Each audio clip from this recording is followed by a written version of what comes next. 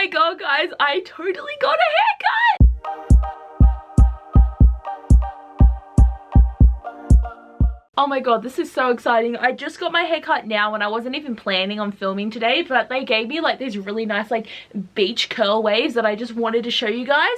But I cut off a lot of my hair because it was just getting really dead, and I hadn't had my hair cut for over a year, and with coronavirus there wasn't really a chance to go to the hairdressers, and finally I was able to go, and it was just getting really knotty and like the length was getting so fuzzy, and it just feels so nice now, and I am just in love with it, and I'm so glad to just have like a nice decent cut. And it just feels weird though because I'm like, where's the rest of my hair?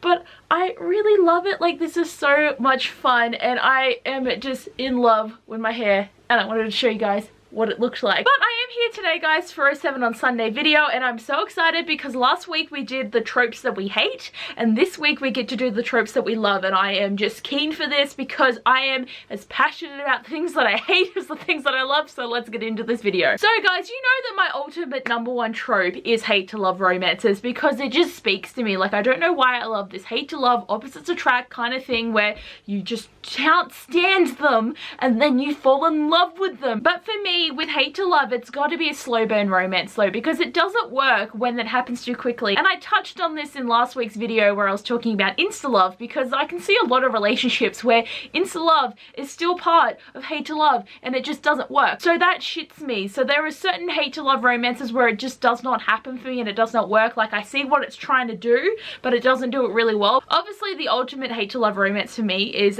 Feyru and Rhysand, because they have just got the shit going. Their relationship is so beautiful, so amazing, and I just love them so much. But hate to love is just something I'm so passionate about, and honestly I have not had a good hate to love romance for quite a while, and I really need to like pick up some more like fantasies and stuff that are gonna have like some solid ones in there.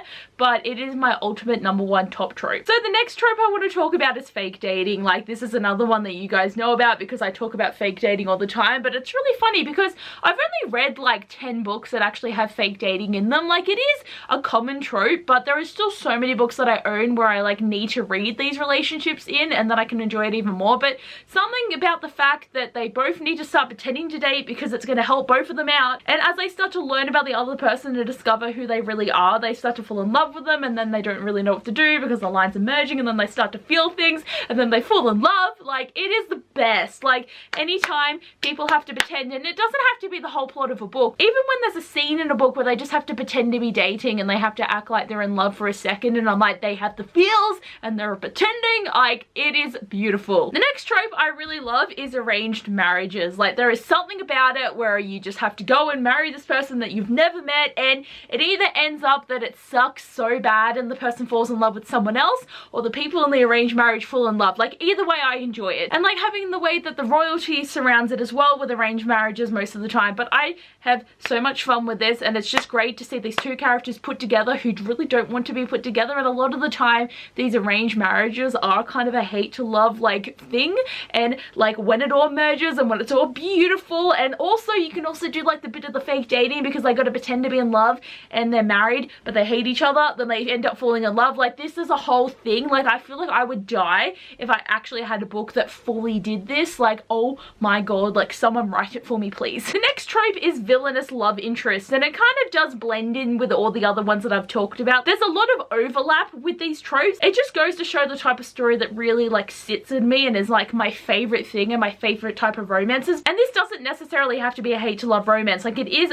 quite a bit different because they don't even have to hate each other. It just has to be like a villain type of character and like a sneaky and mysterious kind of person. And I say villainous because it's the easiest way to describe it, but like if they're the bad boy or the different kind of character, and the main character might like not like them per se, and as they get to know them they really do, but the villainous guy will just fall in love with that character instantly. Like, that is where I love that, because you can have a one-sided hate to love romance, but I feel like it doesn't fully count if the guy is completely smitten with the girl straight away. I really do appreciate a villainous main character though. The next trope I have is multiple POV, and I don't actually know if this is a trope or a structure of a story, but for me, I really want to talk about it in this video. I just really like the idea of following different characters and stories and like learning about people a lot more, because when you're only with one character, you really are only following their story when there are so many other characters that you could be finding out information about, and obviously you only see them through the main character's eyes, but especially in like romance novels when you have the female and the male side of the thing, and it's really fun to read that and see them like both fall in love with each other at different times and just see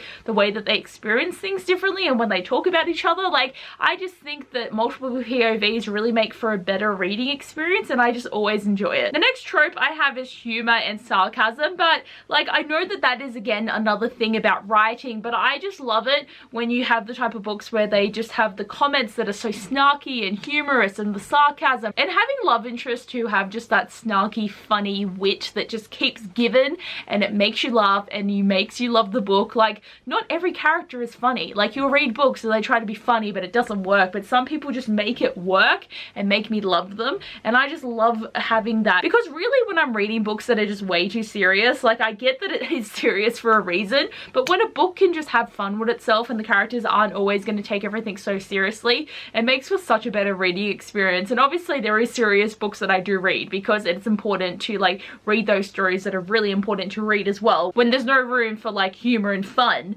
but just it really makes a good reading experience, and I feel like it's a trope, and it's a trope for me. And the last trope that I have on my list is the grumpy one is only soft for the sunshine one, which is the best way to describe it. And the grumpy one and the sunshine one can be either the male or the female. Basically, you just have this one character who just is such a burst of life, who jumps into the scene and they're so happy all the time, and then they manage to bring a bit of sunlight to this grumpy, lonely kind of character's life, and it's so great to see the grumpy person like come out of their shell, but when they're around other people they're just like, I have got no time for you today, thank you very much. But it is such a beautiful storyline to see, and I just love it so much, and especially when they like just become such a good match and it's like opposites attract. It's beautiful to read but also to watch, because like all these tropes, I see them on TV and movies as well. Like, this is just the stuff that I really appreciate, and any book that's got any number of these in them will make me read it. And there are so many that I have to read that I'm just so excited for, but I just love talking about tropes that I love. But anyway guys, those are the 7 tropes that I have to talk about today.